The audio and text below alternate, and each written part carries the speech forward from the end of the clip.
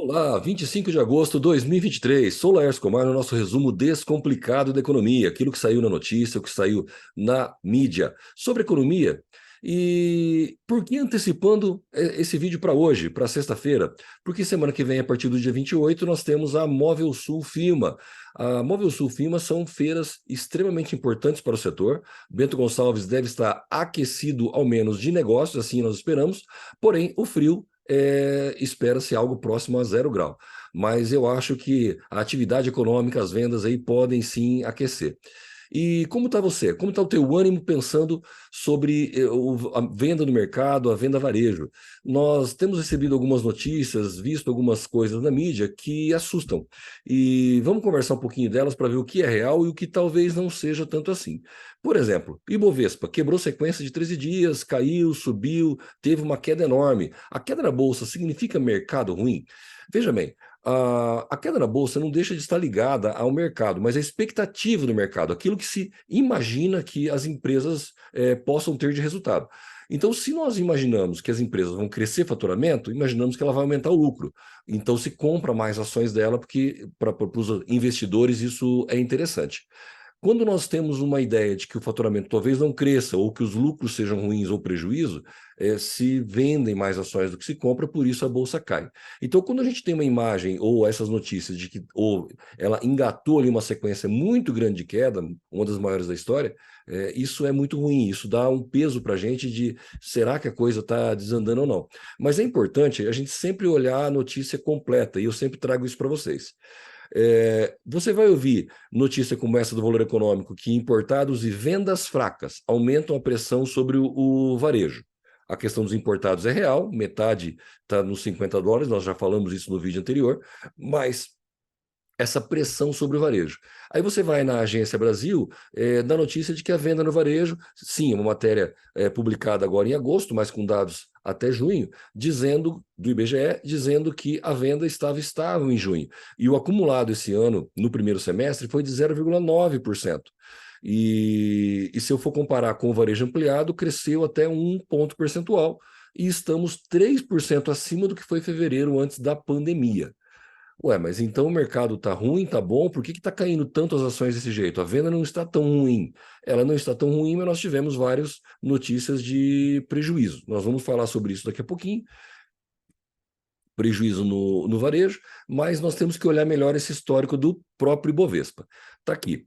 O histórico de um mês dele, realmente, é uma rampa aqui em descida, caiu bastante, ou seja, o ânimo em comprar ações, o valor dessas ações, o valor das empresas na Bolsa de Valores diminuiu, a expectativa não é boa. Mas, como a gente sempre orienta a fazer, vamos olhar isso um pouco mais longo? Aqui é o mesmo gráfico, só de 5 anos. Já muda de figura, né? Então nós percebemos que houve sim uma queda recente, mas o valor total da Bolsa de Valores ele está alto em relação ao que teve no passado. Aí, no meio da pandemia, faltando produto e todo mundo vendendo qualquer coisa, esteve até bem maior. Mas até antes da pandemia, é equilibrado. Tomara que nós tenhamos aí uma mudança nisso, pare de cair de qualquer forma, melhor que a Bolsa cresça e que a gente tenha uma expectativa de mercado melhor. Mas não é para a gente assustar tanto ainda, tá? E tem mais um caso desse que tem que olhar os dois lados, um pouco mais completo. Os saques superam aportes em fundo de investimento pela primeira vez em 5 anos, foram 82 bilhões sacados somente no primeiro trimestre do ano. Significa que tem muita grana indo para fora, 82 bilhões, não é pouco dinheiro, é verdade, nos últimos 5 anos só entrando. Fazendo uma analogia, nos últimos 5 anos você só conseguiu guardar dinheiro na poupança, você não sacou em nada. E agora, no primeiro trimestre, sacou, vamos dizer, R$ 82. Mas é importante você olhar que o saldo é de 7,5 trilhões. Ou seja, você ainda tem 7.500 na conta. Não é motivo para desespero, é uma pena. São caminhos ruins no meio, mas a torcida para que a coisa possa se reverter, sim. Voltando ao varejo, vamos falar de varejo. Foi publicado pela Sociedade Brasileira de Varejo em Consumo o ranking das 300 maiores empresas do varejo brasileiro 2022. E aí? Aí que agora se tornou o clube do trilhão, juntas faturando R$ 1 trilhão. É muita grana, né? É muita grana, mas a hora que se divide em 300 empresas, talvez nem tanto. Mais ou menos, quase 300 bilhões, quase 30%, para ser mais exato, 28,5% desse 1 trilhão as 5 maiores varejistas brasileiras pegaram. E para nós que falamos de imóveis, Via Varejo e Magalu está lá no meio, tá? Ou seja, 28% do que esse grupo do Trilhão fez está só em 5 empresas. Continua bastante concentrado. Aqui embaixo nós temos uma participação por setor e como ela evoluiu. Eu queria dar um zoom nele. Eletromóveis, estamos aqui misturados elétrico com móveis. Se fala da participação de móveis na economia em torno de 4%, minto, 1,4%, mas aqui está falando do quanto foi desse setor de varejo, tá? Especificamente, não como uma economia no todo. O eletromóveis teve em 2019 uma participação de 13,4%. Ela caiu agora para 8,7%. Estamos nessa queda livre. 2020 cresceu, sabia, se vendeu demais móveis elétricos. 2021 veio a ressaca e 2022 a ressaca não passou. Continua a dor de cabeça, infelizmente. Setores muito parecidos com o moveleiro, o do elétrico, que é o material de construção, de 2,2%, deu oscilada também, está em 2%. Ou seja, o eletromóveis, não teve um resultado legal, segundo o material levantado. Dos 300 maiores faturamentos de varejo, 28 varejistas foram de eletromóveis. Estão aqui listados os 28, lógico, a maior, Via Varejo, Ortobon, Gazin, 100, Fast Shop, por aí vai. Mas me chamou a atenção aqui no número 173. Quem é o número 173? É a Estrela 10. Estrela 10 é um comércio varejista que faturou ano passado R$ 1 bilhão. Já há 15 anos entrou dentro do ranking das maiores, ano passado faturou 1 bilhão, e agora, como ela está? Ela está fechada, ela não existe mais. Desde abril, a matéria aqui é de maio, ela fechou as portas, corrigindo, ela fechou o site, porque a porta mesmo era só um depósito, dispensou 150 funcionários, faturando R$ 1 bilhão ano, e o que sobrou foi um passivo de impostos que não foram pagos para o governo e vários fornecedores também esperando por receber a sua parte. E aí? Ela havia apenas informado que foi vendida por um outro grupo e até agora nada. Isso é muito ruim para o setor, porque o e-commerce é uma grande aposta e quando você vê uma empresa que de repente cresce e aparece faturando R$ 1 bilhão e em 5 meses depois desse R$ 1 bilhão ela desapareceu do mercado, dando um baita prejuízo, faz com que a gente pense ou prejudica muito a vida de quem está no e-commerce tentando fazer um trabalho honesto e crescendo, porque fica aquela dúvida, até quando dura? Não é legal. E a gente sabe das dificuldades do setor já, tanto para a indústria como para o comércio e em especial para o e-commerce. Seguindo na matéria, bom, falamos aqui das maiores, Via, Ortobon, Gazin, mas espera aí, Laércio, cadê a Magalu? A Magalu ela não está nessa lista porque ela está na loja de departamentos, Magazine Luiza, Paraíba, Erval, Casa e Vídeo, Tokstok, Lebes, Madeira. Eu acho até que devia estar lá no Eletromóveis, mas já está classificado aqui como lojas de departamento. Loja de departamento não caiu igual a Eletromóveis.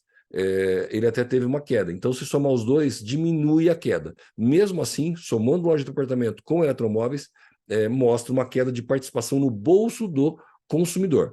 Vamos lá, reforçando isso. Uma coisa é você faturar menos, a outra é você perder espaço. O consumidor está podendo comprar um pouquinho mais. Ele só não está optando por comprar por móveis. E a gente vem falando disso já faz tempo.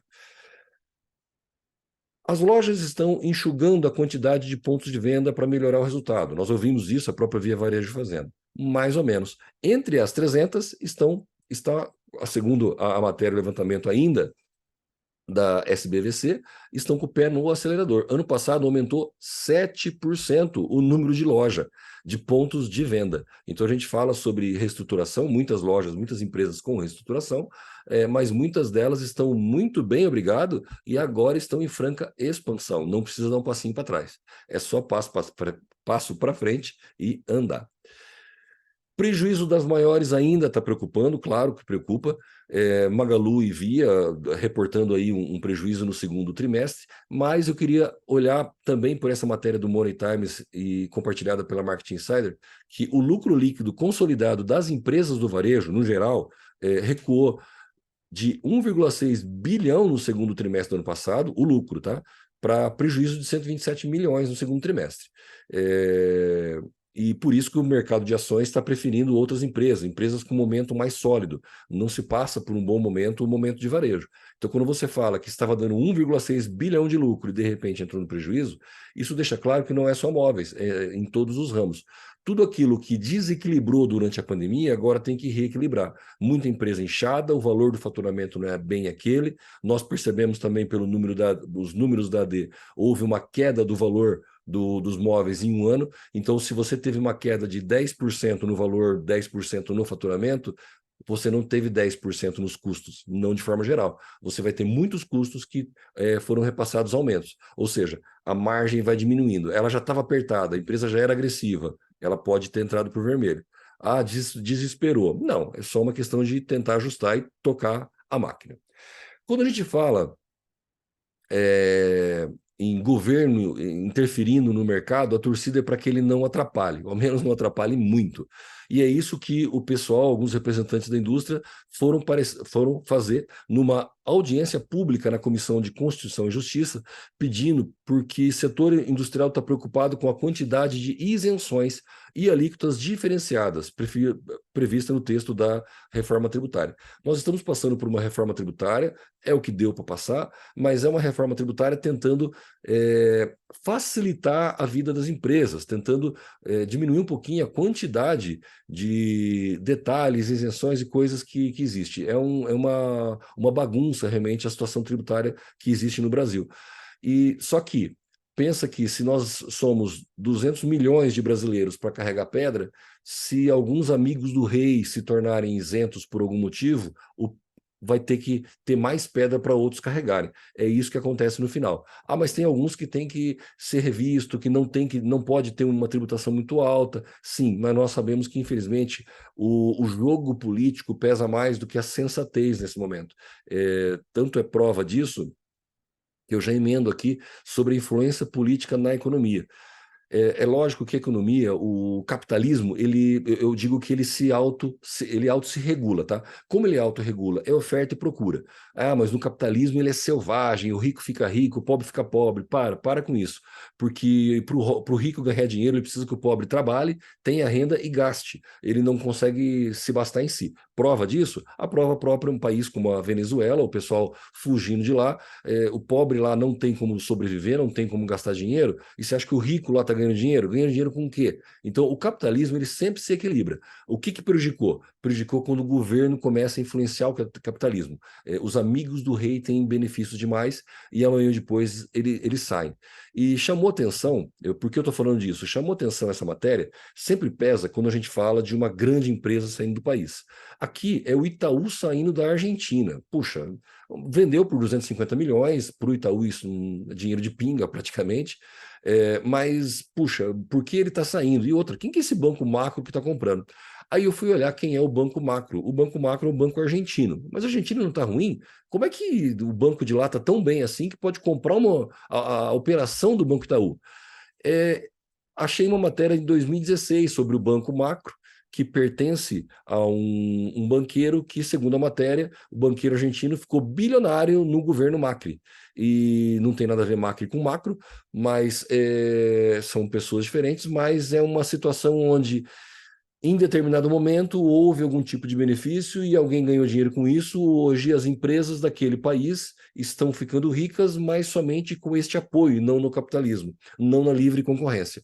Significa que as empresas de fora começam a sair. Então, as coisas estão na mão do governo, ou no governo como Estado, ditando regras, criando impostos, ou no governo fazendo o controle da economia com as empresas e empresários embaixo do braço. Isso não é legal. E não é só lá, infelizmente isso também acontece no Brasil. Essa semana a matéria dizendo sobre a JBS, o grande grupo JBS movimentando 2% do PIB, 2% do PIB, quase 3% dos empregos do país. Se você já tem um pouco mais de tempo de vida, você não vai lembrar da JBS há muitos anos atrás. Ela apareceu há pouco tempo na mídia e veio comprando nos últimos tempos muita coisa no ramo da proteína, mas 2% do PIB, 2% de tudo que é produzido no Brasil é JBS. 3% de todos os empregos. Gente, a influência dessa empresa na economia ela já está enorme. E o que isso tem a ver com política? Houve influência política ou foi livre mercado que fez isso acontecer?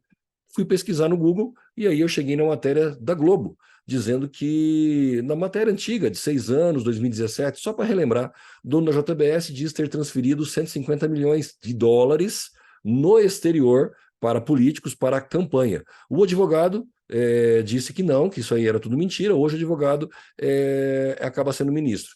Mas o que acontece? Há 6 anos, quem disse que teve essa interferência, e isso hoje seria um dinheiro de quase R$ 1 bilhão, é, foi o próprio cara que pagou esse quase R$ 1 bilhão. Então fica aquela coisa no mercado, conseguiu crescer a troco do capitalismo propriamente dito, a troco de saber comprar e vender e atender os seus clientes, ou comprando político ou político comprando empresário é o caminho. É triste, é muito triste. Mas, infelizmente, é realidade. Eu não podia ter deixado sem comentar também, sem passar nenhuma viés político de lado e outro não. Eu acredito que, infelizmente, a máquina toda está corrompida demais para que alguma coisa honesta consiga chegar lá e mudar a vida de todos nós. Tomara que eu esteja errado. Muito obrigado. Até semana que vem. Não se esqueça de escrever. E compartilha.